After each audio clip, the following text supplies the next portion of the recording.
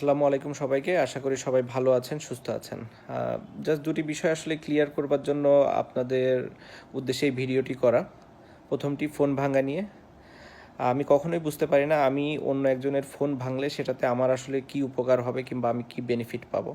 আপনারা হয়তো ভালো অ্যান্সার দিতে পারবেন এটার। আর যার ফোন ভাঙা নিয়ে কথা হচ্ছে তার ফোনটি আমি কখনোই ইন্টেনশনালি ভাঙিনি। যেহেতু করোনাকালীন সময়ে আমার স্বাস্থ্যবিধি মেনে চলার চেষ্টা করছিলাম আমি সবসময় কীভাবে নিজেকে সেফ রেখে চলাফেরা করা যায় সেটাই চেষ্টা করছিলাম। যেহেতু অনেক মানুষ ছিল ওখানে এবং অনেক ভিড় ছিল, সবাই চেষ্টাও করছিল ছবি তুলতে এবং আমিও চেষ্টা করছিলাম কিভাবে আসলে তাদের কাছে না গিয়ে কিভাবে আমি আমার কাজগুলো সম্পন্ন করতে পারি ইমিগ্রেশনের। তো স্বাভাবিকভাবেই একজন উৎসুক জনতা একদম আমার শরীরের উপর দিয়ে এসে ছবিটি তুলতে যায় এবং আমি তাকে সরিয়ে দিতে গেলে তার হাতের সাথে আমার হাতটি লাগে এবং তার ফোনটি পড়ে যায় এবং হয়তো পরে ভেঙেও গিয়েছে। তো তার ফোন ভাঙার জন্য আমি আন্তরিকভাবে দুঃখিত। কিন্তু আমার মনে হয় তারও সাবধানতা অবলম্বন করা উচিত ছিল। স্পেশালি এই করোনার সময় আমার মনে হয় সবারই এই সাবধানতাটা আসলে একটু অবলম্বন করা উচিত যতদিন এই করোনার এফেক্টটা থাকে। দ্বিতীয় যে ঘটনাটি অবশ্যই খুবই সেন্সিটিভ। আমি প্রথমেই বলতে চাই যে আমি নিজেকে একজন গর্বিত মুসলমান হিসাবে মনে করি এবং আমি সেটাই চেষ্টা করি পালন করার। ভুল ত্রুটি হবেই এবং ভুল ত্রুটি নিয়েই আমরা আসলে জীবনে চলাচল করি। আমার কোনো ভুল হয়ে থাকলে অবশ্যই আমি আপনাদের কাছে ক্ষমা প্রার্থনা করছি এবং আপনাদের মনে কষ্ট দিয়ে থাকলে সেজন্য আমি ক্ষমা প্রার্থনা করছি।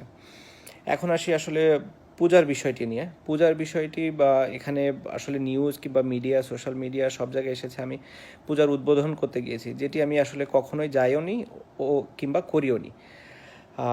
এটির প্রমাণ আপনারা অবশ্যই পাবেন, যেটি হচ্ছে অনেক সাংবাদিক ভাই বোনেরাই ওখানে ছিলেন, যাদেরকে হয়তো ইনভাইট করা হয়েছে কিংবা আপনারা যদি ওইখানকার ইনভিটেশন কার্ডটাও দেখেন, কার্ডে আসলে লেখা আছে যে কে আসলে ওটার উদ্বোধন করেছে এবং সেটি উদ্বোধন হয়েছে আমি যাবার আগেই। এবং যে জায়গাতে আমাদের প্রোগ্রামটি হয়েছে, আমাদের অনুষ্ঠানটি হয়েছে, সেটি অবশ্যই পূজা মণ্ডপ ছিল না এবং পাশে আরেকটি স্টেজ ছিল, সেখানে করা হয়েছিল এবং পুরো অনুষ্ঠানটি আসলে সেখানে হয়। প্রায় 40-45 মিনিট ব্যাপী সে অনুষ্ঠানে আমি ছিলাম এবং এখানে কোনো ধর্ম, বর্ণ কোনো কিছু নিয়ে কখনো কথা হয়নি। অনুষ্ঠান শেষে যখন আমি গাড়িতে উঠতে হবে, আসলে যেহেতু ওখানে পাশেই পূজার আয়োজন ছিল এবং গাড়িতে আমার উঠতে হবে, অনেকগুলো রাস্তা আসলে বন্ধ ছিল। তো স্বাভাবিকভাবেই পূজা ওই মণ্ডপটি ক্রস করে আমাকে যেতে হতো, যেটি আমি গিয়েছি। যাওয়ার সময় পরেশ দা, যিনি আমাকে ইনভাইট করেছিলেন, তার রিকোয়েস্টে আমি প্রদীপ প্রজ্বলন করি এবং যেহেতু কলকাতায় আমি অনেক দিন খেলেছি, কলকাতার মানুষ আমাকে অনেক পছন্দ করে, ওখানকার সাংবাদিকরা অনেক উৎসুকও ছিল। তো সবার রিকোয়েস্টে ওই প্রদীপ প্রজ্বলনের সময় ওখানে পরেশদার সাথে দাঁড়িয়ে একটি ছবি তোলা হয়।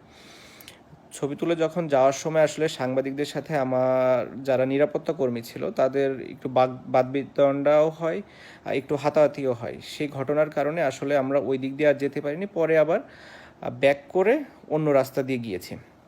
সো পুরো ঘটনাটা ছিল এরকম, যার ভেতরে 30 থেকে 40 মিনিট আমরা আমাদের যে প্রোগ্রামের জন্য স্টেজ করা হয়েছিল সেখানে ছিলাম এবং সেখানে কোনো ধর্ম, বর্ণ নিয়ে, আমি আবারও বলছি, সেখানে কোনো ধর্ম, বর্ণ নিয়ে কথা হয়নি এবং প্রোগ্রামের কোনো আয়োজনও ওরকম ছিল না। হ্যাঁ, যেটা হয়েছে যে 2 মিনিটের যে সময়টা আমি ওই পূজা মণ্ডপে ছিলাম সেটি নিয়ে সবাই বলেছে এবং তারা ধারণা করছে যে আমি পূজার উদ্বোধন করেছি, যেটি আমি কখনোই করিনি এবং একজন সচেতন মুসলমান হিসাবে আমি করব না। তারপরেও হয়তো ওখানে যাওয়াটাই আমার ঠিক হয়নি। সেটা যদি আপনারা মনে করে থাকেন, অবশ্যই আমি এর জন্য আন্তরিকভাবে দুঃখিত, ক্ষমাপ্রার্থী এবং আমি মনে করি যে আপনারা এটি ক্ষমাসুন্দর দৃষ্টিতে দেখবেন এবং ভবিষ্যতে আমি এরকম কোনো ঘটনা যেন আর পুনরাবৃত্তি না হয় সেটিও চেষ্টা করব। আমি তারপর আপনাদের ইনফরমেশনটা একটু ক্লিয়ার করবার জন্য আমি বলে দেই যে কি আসলে পূজার উদ্বোধক ছিলেন। এখানে আমার কাছে ইনভিটেশন কার্ডটাও আছে। উদ্বোধক ছিলেন হচ্ছে ফিরহাদ হাকিম, প্রশাসনিক প্রধান, কলকাতা পৌরসভা, মন্ত্রী, পশ্চিমবঙ্গ সরকার। তো আমি ওই প্রোগ্রামে যাবার আগেই তিনি আসলে পূজার উদ্বোধন করে গিয়েছেন। তারপরে আমি গিয়েছি, আমার প্রোগ্রাম অ্যাটেন্ড করেছি। পরেশদার রিকোয়েস্টে ওই 1 মিনিটে আমি প্রদীপটি প্রজ্বলন করেছি এবং সাংবাদিকদের রিকোয়েস্টে ওনার সাথে দাঁড়িয়ে আমি ছবিটি তুলেছি। হ্যাঁ, অবশ্যই আপনারা ব্যাকগ্রাউন্ডটা নিয়েই আসলে বেশি হয়তো উত্তেজনা বোধ করছেন কিংবা মনে করছেন যে আসলে ঘটনাটি ওটাই হয়েছে। আসলে একটি ছবি দেখে আসলে পুরো ঘটনাটাই আপনি কখনোই অনুমান করতে পারবেন না বলে আমার মনে হয়। তারপরেও আমি আবারও বলছি যে আমরা আসলে কখনোই আমার কোনো ইন্টেনশন ছিল না যে কোনো মানে আমার ধর্মকে ছোট করে অন্য ধর্মকে বড় করব কিংবা অন্য কোনো কোনো কোনো ইস্যুই ছিল না। আমার মনে হয় ইসলাম একটি শান্তির ধর্ম। আমার যদিও জ্ঞান খুবই কম, আমি চেষ্টা করছি এবং ভবিষ্যতে আরও চেষ্টা করব যত ইসলাম সম্পর্কে জ্ঞান নেওয়া যায় এবং ইসলামের নিয়ম অনুযায়ী যেন আমি চলতে পারি, সেটি আমি চেষ্টাও করি। হ্যাঁ, সবসময় হয়তো আমি করতে পারিনি কিংবা করা হয়ও না, বাট আমার এরকম কোনো ইন্টেনশন নাই যে আমি ভবিষ্যতে এটা করতে পারবো না। আমার অবশ্যই ইন্টেনশন আছে। আমি শুধু একটি কথাই বলবো যে এমন কিছু যেন আমরা না করি যেটাতে মানুষ আমাদেরকে দ্বিধা দ্বন্দ্বে ফেলে দেয় যে আমরা আসলে এক নাকি আলাদা। কারণ আমরা যতক্ষণ পর্যন্ত এক থাকবো ততক্ষণ পর্যন্ত আমরা শক্তিশালী। আমরা বিভিন্ন উদাহরণ চাইলেই দিতে পারি, আমি চাইলেই আরও অনেক উদাহরণ দিতে পারি, কিন্তু আমি ওগুলো আসলে দিতে চাই না। আমার মনে করি যে আমরা মুসলমান যারা আছি অবশ্যই তারা এক থাকবো সবসময়, কারণ আমাদের এক থাকা জরুরি, আমাদের একতাটা থাকাটা খুবই জরুরি। যখনই আমরা আলাদা আলাদা হয়ে যাব তখনই আমরা দুর্বল, যখনই আমরা এক থাকবো তখনই আমরা স্ট্রং। এমনি আপনারা অবশ্যই অনেকেই অনেক বেশি জানেন, অনেক জ্ঞানী, এই সম্পর্কে অনেক ধারণা আছেন। তাদের ভালো বড় পরামর্শগুলো আমি অবশ্যই শোনার চেষ্টা করব, তারা যদি কেউ বলেন। এবং এটি আমি মানে খুব সাদরে আমন্ত্রণই জানাবো যদি কেউ আমাকে ভালো কোনো কিছু জানাতে চান কিংবা জানাতে পারেন। বাট একটা জিনিসই আমি শুধু বলতে চাই যে আপনারা কখনোই এরকম মনে করবেন না।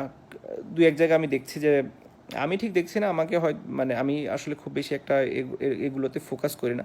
তারপরে অনেকে অনেক কিছু, যেহেতু এখন আসলে সোশ্যাল মিডিয়াটা এমন একটা পর্যায়ে চলে গেছে যে আপনি চাইলেও অনেক কিছু ইগনোর করতে পারবেন না। তো আমার নামের সামনে যেহেতু অনেকেই শ্রী শ্রী কিংবা সিঁদুর, প্রদীপ, মন্দির অনেক কিছু দিয়ে দিয়ে অনেক কিছু বলছেন, আসলে এটাতে আমরা ইসলামের কিংবা আমাদের ধর্মের কতটা উপরে নিচ্ছি না নিচে আনছি এটা আমার বোধগম্য না। তো আশা করি আমরা সবাই আমাদের জায়গা থেকে দায়িত্বশীল ভূমিকা পালন করব। আমি তারপরেও আবারও ক্ষমা চেয়ে নিচ্ছি আপনাদের সকলের কাছ থেকে এবং আমি চেষ্টা করব নিজের জায়গা থেকে দায়িত্বশীল ভূমিকা পালন করার, একজন গর্বিত মুসলমান হিসাবে।